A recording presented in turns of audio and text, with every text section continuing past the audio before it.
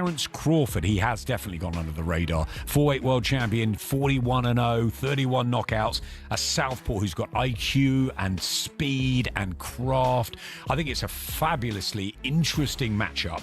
I always tell everybody, I don't go in there looking for the knockout. I go looking for the win. But if he get out of line, he's going to be the next one down. A great fight. The reason I have so much confidence is because I really believe that Bud Crawford doesn't fear Canelo Alvarez. A lot of his opponents. Terence Crawford erupted at Canelo during a tense press conference, making it clear that his focus is always on winning inside the ring. However, he issued a sharp warning. If Canelo crosses the line or shows disrespect, the rivalry could turn personal. Crawford's fiery words highlighted his intensity and determination, proving he's fully prepared both mentally and physically, leaving no doubts about his confidence heading into the fight. You a there is stuff. You a see you a you a hold talking to let Aaron you a because you keep talking like you doing all that talking. Greg Hackett has been outspoken about Terence Crawford's chances of defeating Canelo Alvarez, pointing to Crawford's fearless mindset both inside and outside the ring. Hackett explains that unlike many fighters who show hesitation when facing a dominant force like Canelo, Crawford approaches every challenge without fear or intimidation. He emphasizes that Crawford's confidence is not arrogance, but the result of years of discipline, victories, and adaptability. According to Hackett, confidence is a fighter's greatest weapon, and Crawford brings it with him every time he steps into the ring. Facing Canelo, widely regarded as one of boxing's pound-for-pound elites, requires mental toughness, and Hackett believes Crawford has it in abundance. To him, this isn't an uphill battle for Crawford.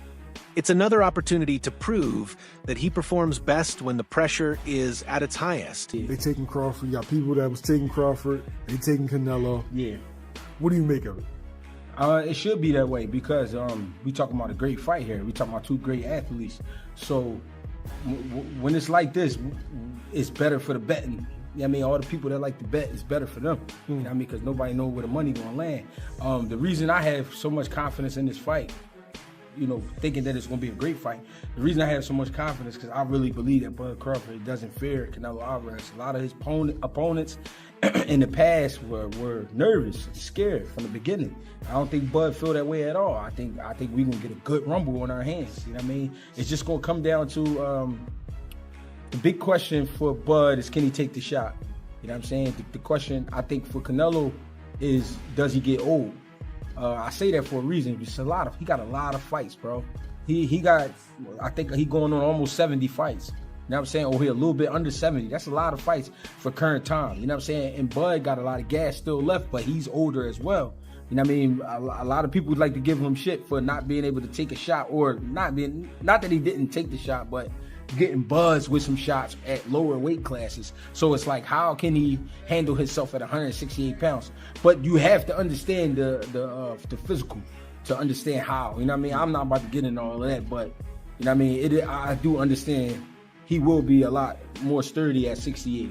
I mean, if you smart, you've seen it at 47 versus Earl. Adam Smith, one of boxing's most respected commentators, views a potential clash between Terence Crawford and Canelo Alvarez as a monumental step up for Crawford. Yet a challenge he believes is winnable. Smith highlights Crawford's exceptional boxing IQ, noting his ability to quickly adapt to an opponent's rhythm and exploit openings with precision. He points to Crawford's speed as another key factor, suggesting that Canelo's defensive style can sometimes leave gaps that a sharp, fast fighter like Crawford could capitalize on. In Smith's eyes, this matchup would most likely be decided on points, with Crawford's ability to outthink and outmaneuver Canelo over 12 rounds playing a decisive role. He praises the fight as a potential classic, one that could push both men to their physical and mental limits. For Smith, the idea of Crawford winning on points isn't unrealistic. It's a testament to how boxing ultimately rewards skill, strategy, and intelligence. 13th, it's billed as fight of the century.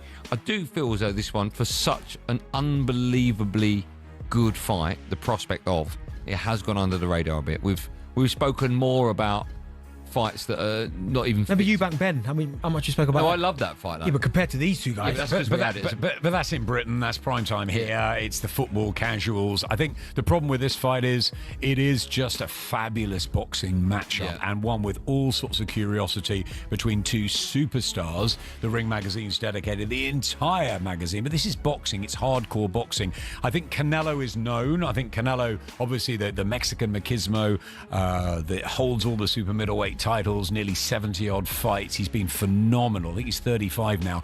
But for Terence Crawford, he has definitely gone under the radar. 4-weight world champion, 41-0, 31 knockouts. A southpaw who's got IQ and speed and craft.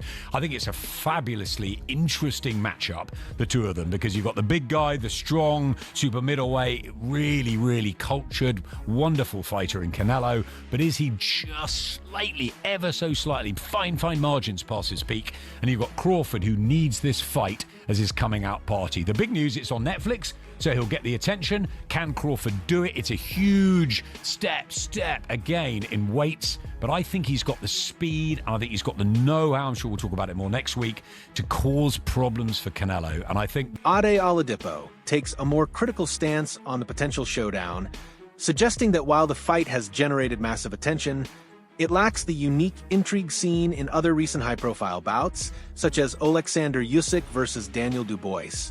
In Oladipo's view, Crawford versus Canelo doesn't offer the same balance of competitiveness and suspense, largely because of the natural weight disparity and the widespread expectation that favors Canelo. Whereas Usyk against Dubois presented a genuine clash of contrasting styles with real unpredictability, Crawford versus Canelo feels less evenly matched. To him, the excitement surrounding the fight seems driven more by promotional hype than by the actual dynamics inside the ring. It's been billed as the biggest fight of the century. Some are saying the biggest fight of all time. Let's calm down, people. Let's breathe a little bit. It's a big fight. But it doesn't quite feel like those things. It doesn't feel like the biggest fight of the century. Like, this doesn't feel like, and maybe because I work these events, so it's slightly different, but this doesn't feel like Usyk Fury, for example. It doesn't feel like that at all. That felt like, oh my God, this is going to happen. Undisputed heavyweight title fight. Remember, this is an undisputed super middleweight title fight. It just feels a bit lacking of something. Like, I can't believe that Max Kellerman is now part of this. And again, for nostalgia, we haven't got a Max Kellerman face-off. Like, how Canelo speaks great English now. How we haven't got that? Just to kind of give it a bit of spice, because Canelo, with his English, it's like he's only learnt the bad words. He does chat a lot of shit. So I almost felt like we should have done that. Maybe because it's on Netflix, it hasn't got a bit of a push from ESPN. Obviously, there's no DAZN stuff, obviously, because DAZN are not covering it. I feel like it's lacking something. And maybe because both of them don't trash talk either. Because when I think of the biggest fights of the last sort of 15, 20 years, you've always had one side of the fight, or one side is a big trash talker. In some instances, two. The biggest fights, again, Usyk Fury. Fury was happy to do all the trash talking. Sold it. Event went massive. Mayweather Pacquiao. Mayweather is happy to do all that, right? Mayweather McGregor. Hence why that went just colossal, because you got two of the biggest trash talkers ever doing it. This time, Canelo ain't saying anything. Crawford ain't saying anything. Feels a bit flat.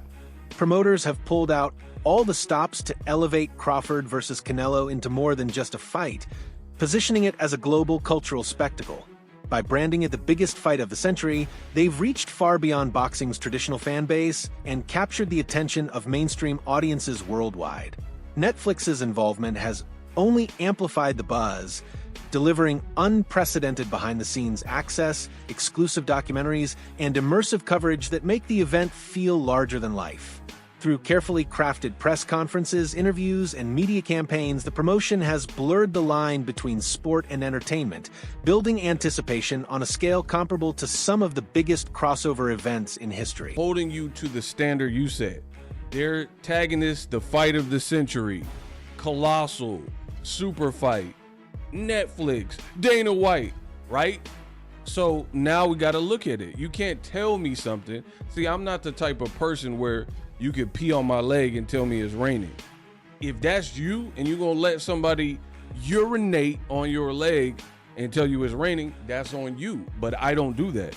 I'm a critical thinker, and I'm not just gonna listen to what you tell me and see if the facts don't support that, right? So if this is the fight of the century, let's look at it. Boxing tickets, Canelo versus Crawford, right? Since August 29th, tickets listed, $2,566 value, $7 million plus worth of tickets.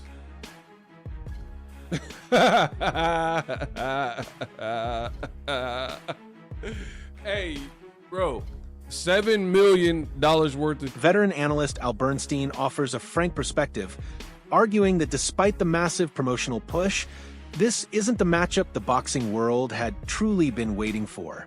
In his view, the demand for Crawford versus Canelo never grew. Organically, fans were more eager to see Crawford take on opponents within his natural division, or Canelo face challengers closer to his own weight. Bernstein explains that while the fight looks appealing on paper, it lacks the kind of natural rivalry or storyline that turns a bout into a true must-watch event. He further points out that although the promotion has been successful in generating buzz, the actual excitement among core boxing fans remains muted compared to other super fights. For Bernstein, this matchup feels more like a product of marketing than a response to genuine fan demand. It's one of those fights that the interesting thing is, it wasn't as if every boxing fan said, boy, I can't wait to see Canelo fight Terence Crawford. In other words, it wasn't one of those fights. Like, there were more boxing fans that said, gee, I'd like to see Canelo fight David Benavidez. But having said that, I mean, among the hardcore boxing fans. Having said that, what they did, and this happens sometimes in boxing, they come up with a matchup that wasn't on everybody's mind, but kind of makes sense.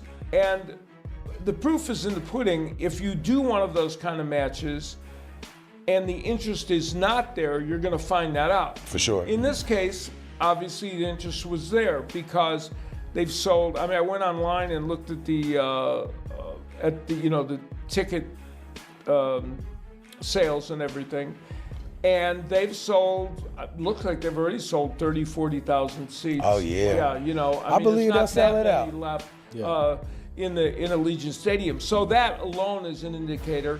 The amount of attention and coverage the fight has gotten, and this is one of those fights that we'll also have a good barometer as we get closer to the fight. How much is the mainstream sports media covering the fight? Yeah. You know, it used to be in the old days, big fights were covered all the time by the mainstream sports media, not so much in recent years.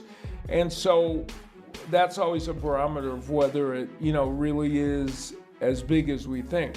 As far as the actual matchup is concerned, when it was originally announced, I thought they were going to have a hard sell in convincing people that Crawford could come up 2 weight classes and take on a 168-pounder. A common view surrounding this matchup is that while it will draw a massive audience, it isn't a fight fans were truly demanding. Many believe the size and weight advantage sits heavily in Canelo's favor, raising concerns that the outcome may feel predictable.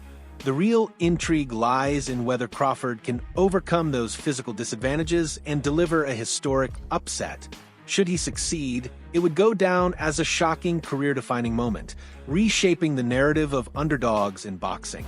But if Canelo wins in the dominant fashion most expect, the event risks being remembered as one-sided and inevitable. This dynamic captures the tension between hope and expectation, with fans yearning for an upset, yet wary of witnessing a foregone conclusio. This fight, because of that undercard, this promotion has been just, it's very interesting, man. Number one, there's no real reason for this fight to take place. Terence Crawford and Canelo. Nobody was asking for the fight. There's no natural connection between the two fighters. There's just two names that people think are on the top of a hypothetical list called the pound for pound list that many people act as if it's real. So they're two top pound for pound people, and they put them together and think this makes some big magic match. it may be a magic match once they get in the ring if Terence Crawford can overcome Canelo Alvarez. It's got a real potential for that. But what happens if the fight winds up just being what more than likely it'll be, which is Terence Crawford trying to get away from the bigger, stronger Canelo Alvarez? Because again, he's jumping so many weight classes. That's the gimmick. That jumping the weight class is the gimmick that is supposed to be attracting people to this fight. Gimmicks are not gonna pull it. And you can't tell me of the people. Now, there's gonna be many people in the stadium. People go to the fight for sure. There are gonna be people out there for that event. But you can't tell me that that particular event with the fights that they have on that card is gonna be some memorable night of boxing other than maybe it taking place in the main event. You have people, many of these fighters are not from the United States. As I look from them, I mean, I would have to go out and see in the United States. Observers have been stunned by Terence Crawford's transformation at 175 pounds, a division far above his natural weight. Recent reports and visuals show him looking shredded, with defined muscles, a thicker neck, and broader shoulders, presenting the image of a fighter fully prepared to face a physically imposing opponent like Canelo. This shift has reassured many that Crawford won't be undersized, but instead has reshaped his body to handle the demands of a higher weight class. His conditioning reflects serious preparation, built on strength and endurance training designed to add power without sacrificing agility. For fans, seeing Crawford bulked up yet still sharp fuels hope that he can neutralize Canelo's physical advantages while maintaining the technical brilliance that defines his career. The sight of a stronger, more intimidating Crawford has reignited debates over whether size alone will truly determine the outcome of this fight. Ripped, absolutely shredded, what looks to be about 175. Now he fights next Saturday, a week out from the fight. It's a week out from the weigh-in, so I'm sure that you look at Terence Bud Crawford right there, and you see he is absolutely shredded right there. And this is a week before the weigh-in, right? So I'm pretty sure he's probably weighing about 174, something of that magnitude, maybe about 173. 175 is probably the max he is at one right now, because obviously the weight is at 168. And he's a week out. So he might be around 173, drop 5 pounds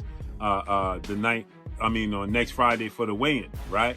So Terence Crawford, as I showed you guys, is training and putting a mass in his shoulders and in his legs. As you can see here, once again, right? He hasn't gained a lot of muscle mass except in his shoulders. Okay, when you look at Terence Crawford in previous fights, previous weigh-ins, his arms look pretty much the same. His neck and his shoulders is where you can see a clear difference from fights in the past, right? When you look at his midsection, his core, right, you can see the water weight, right? So right now, it's going to look like his midsection, his core is going to look bigger than what it actually